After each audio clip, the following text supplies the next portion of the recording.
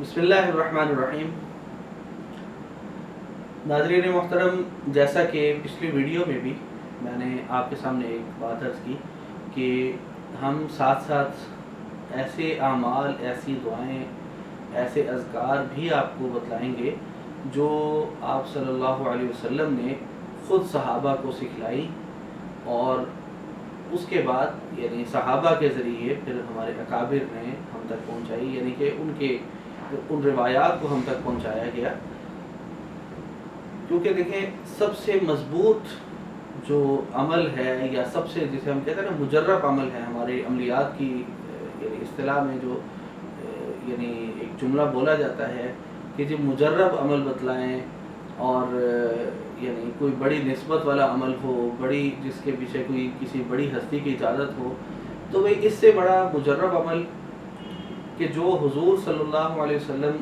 سکھلا رہے ہیں اور صحابہ سیکھ رہے ہیں، تو اس سے زیادہ تو نہ مجرب اور نہ مستند عمل آپ کو دنیا میں مل سکتا ہے۔ تو اسی قسم کا ایک عمل میں مزید آپ حضرات کے ساتھ شیئر کرنے لگا ہوں۔ ایک مرتبہ ایک شخص نے حضرت علی کرم اللہ وجہہ سے سوال کیا کہ کیا ایسا کوئی عمل آپ کے پاس ہے، یا ایسا یعنی جیسے آج کل ہم عمل یا وظیفہ کہتے ہیں، ویسے تو اسے دعا کہا جاتا ہے، کہ کیا ایسی کوئی دعا آپ کے پاس ہے جو حضور صلی اللہ علیہ وسلم نے آپ کو سکھلائی ہو، کیونکہ آپ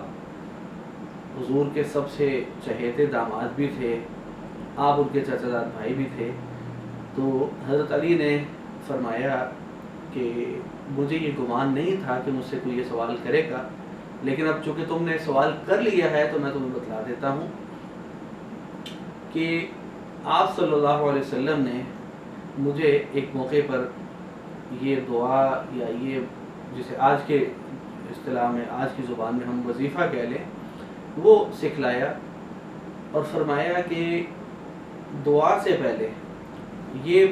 دعا پڑھ لو، یعنی دعا مانگنے سے پہلے، اپنی حاجت اللہ تعالیٰ سے مانگنے سے پہلے یہ چند آیات جو ہیں جو بھی میں آگے بتلانے لگا ہوں، یہ پڑھ لیا کرو، تو انشاءاللہ تعالیٰ تمہاری تمام تر مصیبتیں بھی ٹل جائیں گی، تمام آفتیں بھی تمہارے سے دور ہو جائیں گی، اور تمہاری جتنے بھی حاجات ہیں وہ بھی انشاءاللہ پوری ہو جائیں گی، جو مقاصد، جو اہداف ہیں وہ بھی انشاءاللہ پورے ہوں گے، وہ مقاصد آپ کو حاصل بھی ہوں گے انشاءاللہ تعالیٰ، یعنی جس مقصد کے لیے پڑھو گے وہ مقصد انشاءاللہ پورا بھی ہو جائے گا۔ اس میں دو مختلف صورتوں کی کچھ آیات ہیں، اور اتفاق کی بات ہے کہ وہ دونوں صورتیں 28ویں پارے ہی کی ہیں۔ ایک سورۃ الحدید، اس کی پہلی 6 آیات، اور دوسری سورۃ الحشر، اس کی آخری 3 آیات۔ یہ آپ پہلے پڑھ کر اس کے بعد آپ نے اللہ سے دعا مانگی کہ اللہ میرا فلاں مسئلہ جو ہے اس کو حل فرما دے، یا میری فلاں حاجت جو ہے اس کو پوری فرما دے۔ تو انشاءاللہ تعالی یہ کرنے سے، کیونکہ دیکھیں اس کے بعد اب میں آپ کو یہ کہوں کہ یہ میرا مجرب ہے، ہمارے بزرگوں کا مجرب ہے، بھی سب سے بڑی بات ہے کہ حضور نے سکھایا ہے، حضرت علی نے سیکھا، اور آگے ہم تک یہ یعنی کہ بزرگوں کے ذریعے جو ہے وہ الحمدللہ پہنچ گیا۔ ظاہر ہے ہمارے اکابر علماء نے ان چیزوں کو نقل کیا تو ہم تک پہنچا نا۔ تو اس میں نہ تو یہ کہنے کی ضرورت اور نہ یہ کہنے کی گنجائش کہ یہ مجرب ہے، بلکہ یہ کہنا تو میں سمجھتا ہوں ان ہستیوں کی شان میں گستاخی کے مترادف ہوگا کہ حضور ایک عمل ارشاد فرمائیں اور ہم کہ میرا مجرب ہے یا نہیں ہے، تو پھر میری کیا حیثیت ہے جہاں پہ اتنی پاکیزہ اور جو جسے کہتے ہیں نا کہ یعنی جن کے لیے یہ دنیا بنی، وہ جب فرما رہے ہیں تو پھر تو مجرب کا لفظ یہاں پر سوچنا بھی نہیں چاہیے۔ اور ایک چیز اور میں عرض کر دوں کہ بعض روایات میں حضرت علی رضی اللہ تعالیٰ عنہ سے ہی مروی ہے کہ جو اسم اعظم ہے وہ سورۃ الحدید کی پہلی 6 آیات میں سے ہی ہے، ٹھیک ہے، ایک چیز۔ دوسرا، ایک بزرگ گزرے ہیں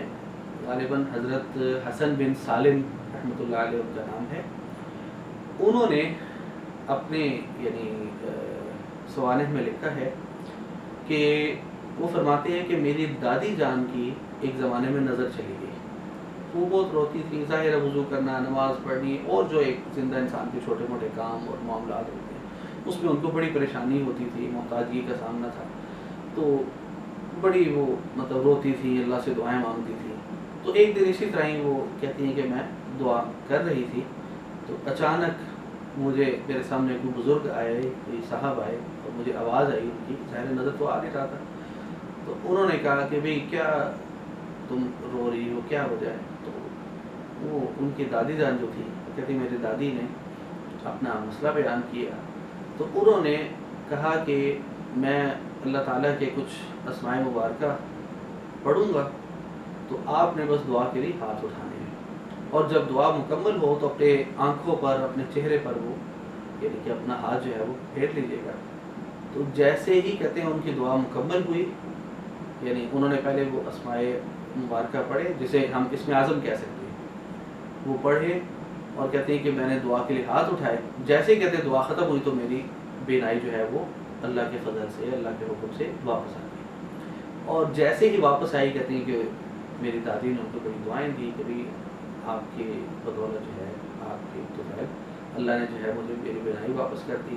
تو کہتے ہیں جیسے ہی ان کی بینائی جب بحال ہوئی تو دیکھا تو سامنے ایک سفید ریش اور بڑے نورانی چہرے والے بزرگ کھڑے، لیکن تھوڑی دیر میں دیکھا کہ وہ وہاں سے چلے گئے یا غائب ہو کے جو بھی آپ کہہ رہے. اس کے کئی عرصے تک وہ اس تلاش میں رہی، اس جستجو میں رہی کہ یار وہ کون سے آخر یعنی کلمات تھے، کون سا اسم اعظم تھا یا کون سے ایسی دعا تھی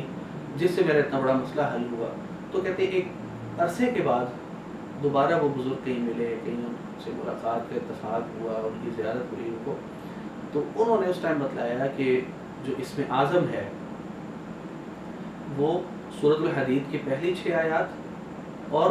سورۃ الحشر کی آخری 3 آیات ہی ہیں. تو یعنی یہ 2 حوالہ جات ہمارے پاس آ گئے ہیں کہ یہ 2 جو مختلف مقامات سے جو آیات ہم نے لی ہیں، جن کا بھی میں پیچھے ذکر کر چکا ہوں، ان کو آپ اسم اعظم بھی کہہ سکتے ہیں، یا یوں کہہ لیں کہ ان آیات کے اندر ہی اسم اعظم بھی ہے. ٹھیک ہے، تو اسے آپ یعنی اسم اعظم کی نیت سے پڑھیں تب بھی، نہیں تو میں سمجھتا ہوں اسم اعظم کی نیت سے نہیں بھی پڑھتے، آپ صرف اس نیت سے پڑھ لیں کہ اللہ کے حبیب، اللہ کے آخری نبی جناب رسول اللہ صلی اللہ علیہ وسلم نے اپنے داماد اور خلیفہ رابع حضرت علی کرم اللہ وجہہ کو یہ عمل سکھلایا ہے، اور ہم بس اس عقیدت سے اس عمل کو کر رہے ہیں. تو انشاءاللہ جب ہماری سوچ کا قبلہ درست ہوگا، اور ظاہر جب ان ہستیوں کا بیچ میں جب یعنی حوالہ موجود ہے یا ان کا ارشاد مبارک موجود ہے، تو ہمارے یقین کا جو لیول ہے وہ پھر بہت اوپر چلا جائے گا. تو مجھے انشاءاللہ کامل یقین ہے کہ مجھ سمیت، آپ سمیت جو بھی شخص اس عمل کو کرے گا انشاءاللہ پوری طرح سے مستفید ہوگا. اللہ تعالی ہمیں تمام اعمال کو پورے یقین کے ساتھ، پورے اعتقاد کے ساتھ کرنے کی توفیق عطا فرمائے، اور ہمیں یعنی سب سے بڑھ کر دیکھیں، سب سے بڑی بزرگ ہستی جناب رسول اللہ صلی اللہ علیہ وسلم، ان کے بعد ہمارے جو اکابر ہیں وہ ہمارے صحابہ ہیں، پھر ان کے بعد جو تابعین، تابعین جو اور جتنے ہمارے اسلاف گزرے ہیں وہ ہیں. تو اللہ تعالیٰ سے دعا ہے کہ اللہ تعالیٰ ہمیں اپنے اکابر کے ساتھ جڑنے والا بنائے، اپنے اکابر کی قدر کرنے کی اور ان کے طرز زندگی کو اپنانے کی توفیق عطا فرمائے. وما علینا الا